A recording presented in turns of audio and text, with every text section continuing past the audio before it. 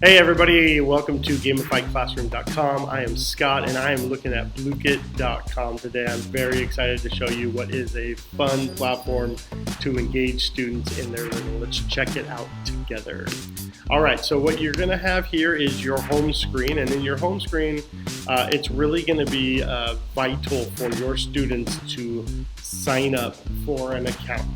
This has the ability, Bluekit does, for you to be the only one that sign up and then you send out the invitation, but in this case you really want them to sign up too, because then they can collect and save. So either way, let's get started and I'll show you how easy it is to sign up. So what you're going to do is click on the sign up, and then it's going to take you to the options to sign up with Google, and as soon as you do that, it's really quickly, and then you end up on the home screen.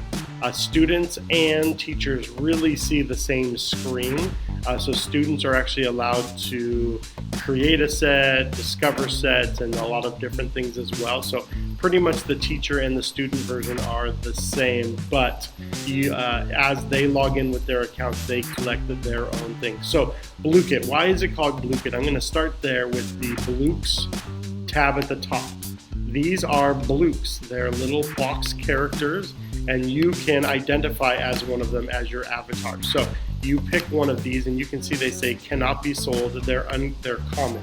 Well, what that means is that these are all given to you. So right off the bat, you start off with all these Blooks, and then you get all these unlocked ones. And so as you earn money in the game, you actually can purchase them. So my son last night purchased 3 of them for me and spent all my money. So here, for instance, like I have one of them. If I want to sell them, I can sell it for $5, although I bought it for $15. And its rarity is uncommon. So the wizard, the slime monster, but all these other ones all come free. So you automatically very engaged when you start. Now, let me show you kind of the ins and outs of this thing. So the second thing you've got is the market. And you start out with, I think, like 25 coins, but like I said, my kids have already spent all of my coins. And what you get is these opportunities, so you can buy more Blooks. So when you click on this, if you had enough coins, what it would do, it would say purchase, and then 1 Blook would pop up. And you have these percentages of earning the Blook you want. So if you want the elf, you have a 13.4% chance of getting the elf. The king is the most rare at 1%. So these are actually very rare collectibles that then you can sell and trade and do what you want with. In this case, I don't have enough coins, but you've seen those ones on the Blooks area of the ones I've already earned. There's a statistics page. This one's really great because as you assign things, students then become involved.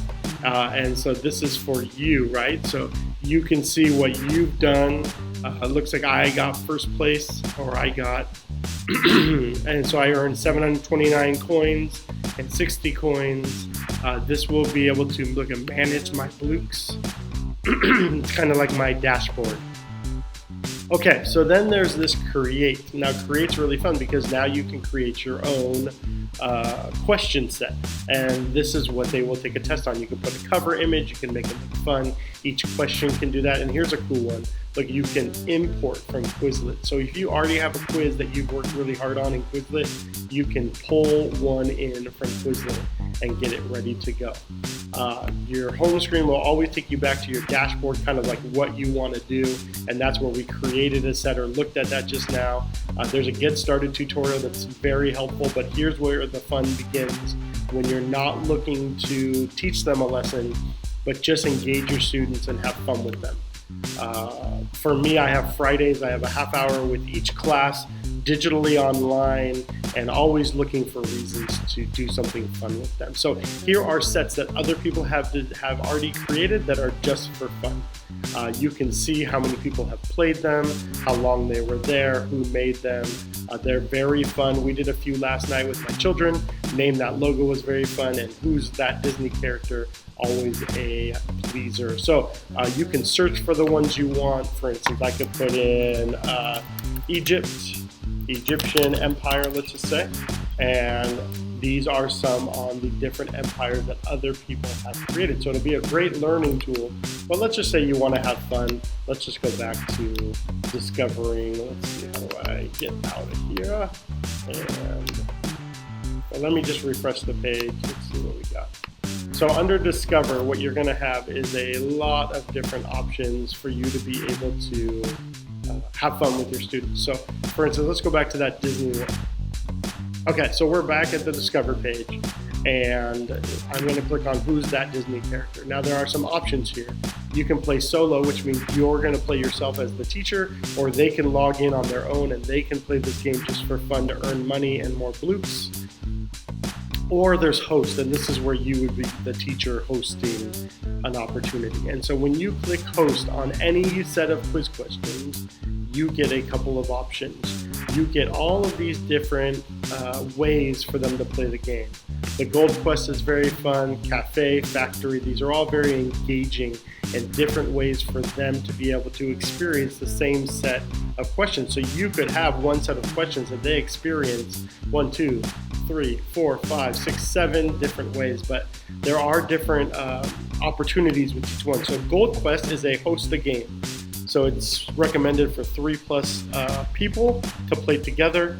And when you host the game, you click on it and it opens up a new screen for you to be able to host the game. But then there's also ones like Cafe where you can actually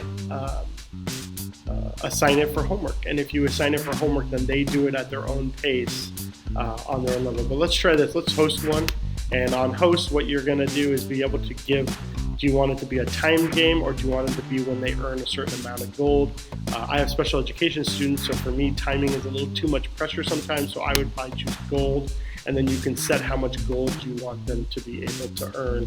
Let's just say I'm going to cut this in half, 500,000 from a million. Show instructions, absolutely. Let people join late, and then I can host it.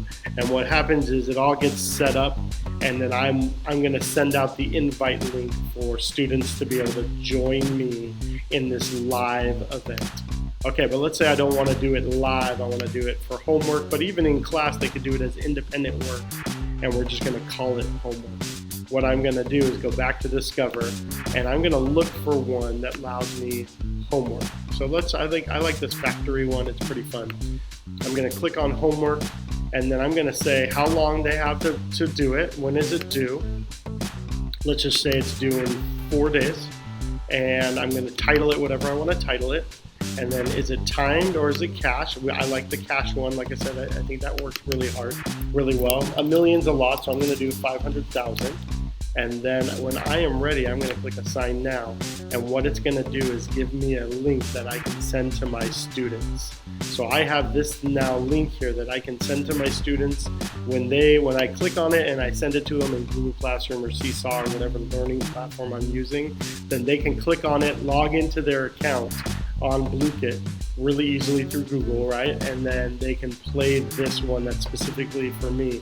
And then I will see results of who played, how well they did, and I will get real-time results of, how they're doing and how their comprehension levels are.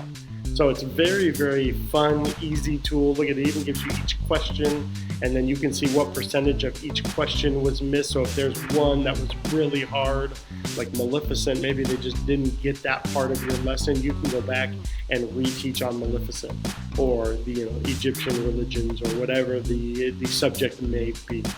Really, really fun. So that's create.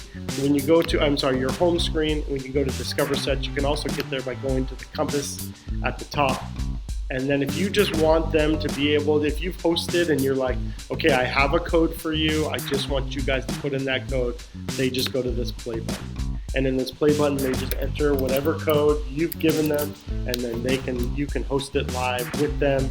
They press the arrow button, it starts, and they're ready to go. And now they are represented by this Bluekit, this Blukes avatar that they've made.